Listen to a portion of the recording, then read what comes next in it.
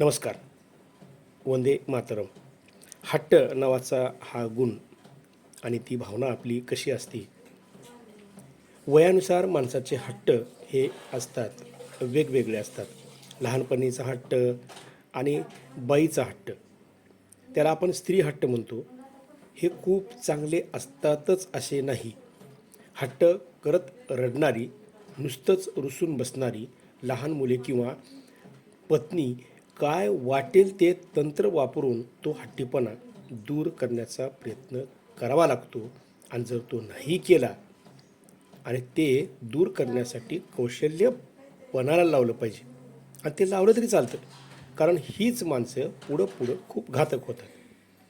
मी बऱ्याच जणांच्या भेटीत असा अनुभव घेतलेला आहे की हा स्वभाव नक्कीच बदलता येतो आणि तो त्याच्या दररोजच्या दैनंदिनी सवयीतून संस्कार टाकून, मग तो अन्नातून द्यावा, शब्दातून द्यावा, सहवासातून द्यावा किंवा मोठ्या माणसाच्या एखाद्या चित्रपटातून द्यावा, चरित्रातून द्यावा, या सगळ्या गोष्टी शक्य आहेत. आणि हे संस्कार देत असताना आता काय करायचं? अहो, आमचं लेकरू ऐकतच नाही, आमची बायको ऐकतच नाही, आमचा भाऊ ऐकतच नाही, असे नकारात्मक शब्द येतात. म्हणजे त्या प्रश्नाचं उत्तर यांना सापडलेलं नसतं. आता हे उत्तर हुडकायचं कसं? मी असं बघितलेलं आहे की काही माणसं हट्ट करत असताना ज्या माणसाचा धाक असतो, जी माणसं त्यांच्या जवळची प्रिय असतात, त्या माणसाच्या शब्दातून हे सांगितलं जातं. म्हणजेच दोन अनुभवापैकी एक छोटा अनुभव असतो. घरामध्ये एखादी मुलगी लग्नाची असेल, लग्नाचा मुलगा असेल, लग्न करत असताना, लग्न जमवत असताना पाहुणे रावळे एका जागी येतात, बोलतात, आमच्याकडे मुलगा आहे, आमच्याकडे मुलगी आहे. मध्यस्थी माणूस येतो. आता तो मध्यस्थी माणूस ज्यावेळेस मागणी करतो किंवा येण्यास आमंत्रण देतो, दोन्हीपैकी एक करतो, त्यावेळेस आमचे पाहुणे असे, आमचा पाहुणा हा, आमचा पाहुणा तो, तो मामा मामी, हे नातेवाईक म्हणजे त्याला इकडचं सोलापूरकडच्या भाषेमध्ये काय म्हटलं, पदर जुळतो का, आणि इकडं पाहुणे लागतात का, वेगवेगळे शब्द लावले जातात. परंतु तो पाहुणा हा कुठून तरी आपला आहे का, म्हणजेच माणसातला आहे का, अशा प्रकारचं. माणसातला म्हणजे आपल्या सवयीचा आहे का, आपल्या खानदानीचा आहे का, हे सांगितलं जातं. पण त्याला अप्रत्यक्षरित्या काय तपासलं जातं, तर त्या माणसावर कोणकोणत्या गोष्टीचा धाक आहे आणि तो हट्टी आहे का. जर तो हट्टीपणा करत असेल तर त्याचा हट्टीपणा दूर करण्यासाठी काय केलं जातं, अशात ज्या माणसाचा धाक आहे त्या माणसाद्वारे त्याचा हट्ट दूर केला जाऊ शकतो. म्हणून बऱ्याच ठिकाणी ही प्रकरणं, लग्नातल्या भांडणाची प्रकरणं ही कोर्टापर्यंत जात नाहीत, कारण एकमेकाला त्याला सुला म्हणतात, सोडून घेतलं जातं. असं करावं, तसं करावं, माघार घ्यावं, असं करावं. आणि मग तो काही गोष्टीतला हट्टीपणा, कशातला तो रागीटपणा निघून जातो. मग अशी माणसं खूप स्वभावातून बदललेली आहेत, हेही पाहिले. हट्ट करण्यालाही काही मर्यादा असतात. आईला काहीही मागून हट्ट करणाऱ्या आईने 2 धपाटे कंटाळून मुलास लगावले. तर लहानपण हट्टाच्या कोंडमाऱ्यातच जात असते. पेन्सिलपासून, बुटापासून, पिशवीचे हट्ट इथंपर्यंत असतात. चॉकलेट असेल, कपडे असतील, एखादा आंबा असेल, रस्त्यानं जाताना खमंग तोंड पडण्यासाठी खाण्यासाठी मिळणारे खारमुरे असतील, किंवा मग पिशवी असेल, सॉक्स असतील, कोणत्या वस्तू सांगायच्या. सहलीला गेलो तर तो राटपाळणा खेळण्याचं, त्या समोर बसलेल्या माणसाच्या वेगवेगळ्या चित्राचं चित्रीकरण ते पाहण्यासाठीचा हट्ट असेल. हा हट्ट आता कोणताही असेल, पण आईने धपाटा दिल्यानंतर काय होतं, एखाद्या गोष्टीचा हट्ट राहत नाही. आणि नाहीच धरला तर ती गोष्ट मिळणार कशी मग? मग ती गोष्ट मिळण्यासाठी काय करावं लागतं, हट्ट धरावं लागतं. विशेष म्हणजे हट्टातूनच मिळाले विविध हट्टातून एखादी गोष्ट मिळाली तर त्याचं समाधान मात्र वेगळंच असतं. हट्ट करताना ज्याच्याकडे आपण हट्ट करत आहोत त्याने वेगळे समजू नये, ही मात्र काळजी घ्यावी. ही काळजी नाही घेतली तर मात्र आपल्या हट्टाला थोडीशी किंमत असते. नाहीतर मग आपण हट्ट करणार, जा मग तिकडे, कालच नाटक असले हे, सांगितलं नाही एकदा नाही म्हणून नकराच लावलास तू. हे एकदा सांगितलं, दोनदा सांगितलं, समजत नाही का? परिस्थितीचा अभ्यास कळत नाही तुला? मग तिथं नातंच संपलं. तो हट्ट नावाची एक जी भावना आहे ती मात्र तिथं आपल्याला संपुष्टात आपोआप येते. आणि जर आपला कोणीतरी जवळचं असेल, मला घड्याळ घ्यायची आहे, मी 10वीला पास झाल्यानंतर एवढे मार्क घेतल्यानंतर मला घड्याळ घ्यायची आहे असं कोणीतरी म्हटलं, आईला म्हटलं, आणि तो सारखं सारखं मागत असेल तर बऱ्याच वेळा ते आई समजून जाते, हट्ट करतोय, एखादी गोष्ट पाहिजे आणि ते दिलं जातं. पण आपण जिथं, आणि तो मुलगासुद्धा समजून घेतो की इथं आपला हट्ट पूर्ण होऊ शकतो, म्हणून हट्ट करणारा आणि करवून घेणारा माणूस एकमेकाची तिथं किंमत असावी लागते. बालवयातील हट्ट, तरुण वयातील हट्ट आणि वृद्धापकाळातील हट्ट हे वेगवेगळे असतात.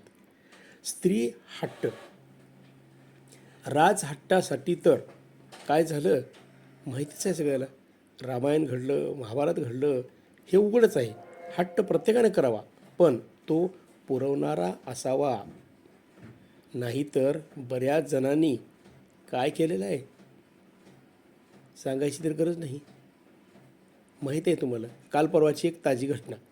आमचं लातूर जुन्या लातूरमध्ये आमचा एक जवळचा मित्र, त्याने मुलाला मोबाईल दिला नाही म्हणून स्वतःचा जीव रेल्वेच्या ट्रॅकवर झोपवून गमावला.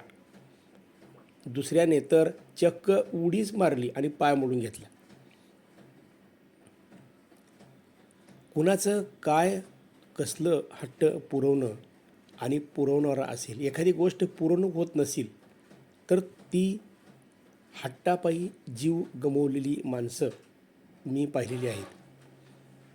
मुलाला मोबाईल नाही दिला म्हणून विषाची बाटली हातात घेऊन बराच, म्हणजे जवळजवळ 3 तास तो मुलगा फिरला होता. पाठीमागून कोण येतं हे लक्षात आलं नाही म्हणून ती बाटली खाली पडली आणि 2 थापाड्या आणि हातपाय बांधून ज्यावेळेस थोबडीत दिलं गेलं त्यावेळेस त्याने ती बाटली पुन्हा नंतर शिवली नाही. म्हणजे आनंद हा हट्ट करून घ्यायचा असेल तर लहान मूल होऊन हट्ट करून घ्यावं आणि आनंदी राहावं, आणि ते आनंदी राहता आलं पाहिजे. आपण जर हट्ट करत अशा वस्तू मिळवण्यासाठी माणसं, जीव, प्रत्येक मिळणारा आनंदी क्षण किंवा सहवास किंवा आपण सहवास देऊन हे जग फुलवण्याच्या या क्षणापासून दूर जात असाल तर हट्ट नावाची गोष्ट ही आपल्यापाशी नसावीच आणि त्याला शून्य किंमत असते. खरं तर हट्ट हा शाप आहे का वरदान आहे याचाही विचार करण्याची गरज आहे. आणि हाही संस्कार आपण जर दिला, शब्दातून दिला की हट्ट असं असं असतं, हट्टी माणसं काय असतात. काही माणसाला हट्टी राग असतो, हट्टी राग नाही, हे असंच चाललं पाहिजे. मग त्याचे परिणाम वाईट असो चांगले असो ते त्यांना काही माहीत नसतं. फक्त तिथं मी, आणि ते फक्त मी आणि फक्त माझ्यामुळेच व्हावं. याच गोष्टीमुळे बऱ्याचशा आजूबाजूच्या वातावरणात कमवलेली आणि कमवत असलेली वेळ आणि माणसं ही गमवत एकटंच पडतात. कित्येक दिवस हे हट्ट नावाची गोष्ट माणसे सहन करतात.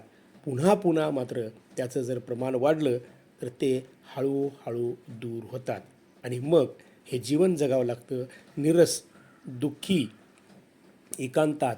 बरं झालं असतं मी जर ह्या गोष्टीचा हट्ट केला नसता तर. आता हेही एक सांगताना असं वाटतं की काही मुली लग्नाच्या अगोदर स्वप्न बघतात, हे करायचं ते करायचं, अशा वस्तू घ्यायच्या, तसं घर बांधायचं किंवा ही साडी लिवायची, हे सोनं घ्यायचं ते सोनं घ्यायचं. पण हे पुरवणी करणं होतं का गरजेप्रमाणे?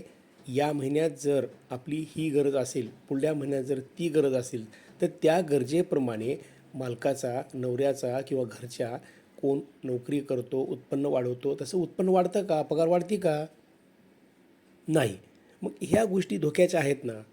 पण याच मुली, त्यांचीच मुलं 40-45च्या ह्या म्हणजे 40-45 त्यांची मुलं ज्यावेळेस मोठी होतात आणि या मुली 40-45च्या वयात जातात, त्यावेळेला त्याच म्हणतात, ही गोष्ट करायला नाही पाहिजे होती आणि तेवढा हट्ट करायला नाही पाहिजे होता.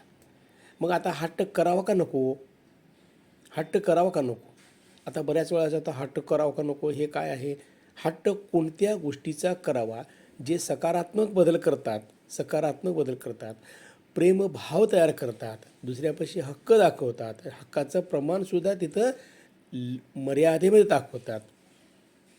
श्रीरामचंद्रांनी वडिलांना प्रभू रामचंद्रांनी वडिलांना चंद्र दाखवण्याचा हट्ट, मला चंद्र पाहायचा आहे, चंद्रावर जायचे, चंद्र बघायचं आहे, असा हट्ट केला होता. मग राजा दशरथांनी काय केलं? राजा दशरथांनी तो चंद्र सरोवरामध्ये पाण्यात दाखवला. कित्येक दिवस दाखवावा कसा, हा जो प्रश्न त्यांना पटला होता, त्याचं उत्तर आणि त्याचा तो हट्ट अशा पद्धतीने पुरवला. मग जी गोष्ट आपण सुद्धा ती पुरवणी करू शकतो, त्या हट्टाची पुरवणी करू शकतो, हट्ट पुरवू शकतो, त्याही गोष्टी आपण आपल्या ध्यानात ठेवाव्यात. नाहीतर मग स्पष्टच बोलून दाखवावं की हे नाही, हे शक्य नाही. पण मन समजूत घालण्यासाठी मात्र आपल्याजवळ त्या भावात्मक रूपाचे शब्द असावे लागतात. नाहीतरी आपण पाहिलेलं आहे, कोणीतरी काहीतरी दुःखामध्ये बसलेला आहे, कित्येक जण येऊन जातात, असं करू नको, तसं करू नको, हे करू नको, दुःखी राहू नको वगैरे वगैरे असं बराच वेळ बोललं जातं. पण कुठला तरी एखादा विशिष्ट व्यक्ती आल्यानंतर मात्र तो त्याच माणसाच्या शब्दाला मान देतो आणि त्याचं दुःख थोडंसं सावरतो. राग आला असेल, रागही तो काय करतो, सावरतो.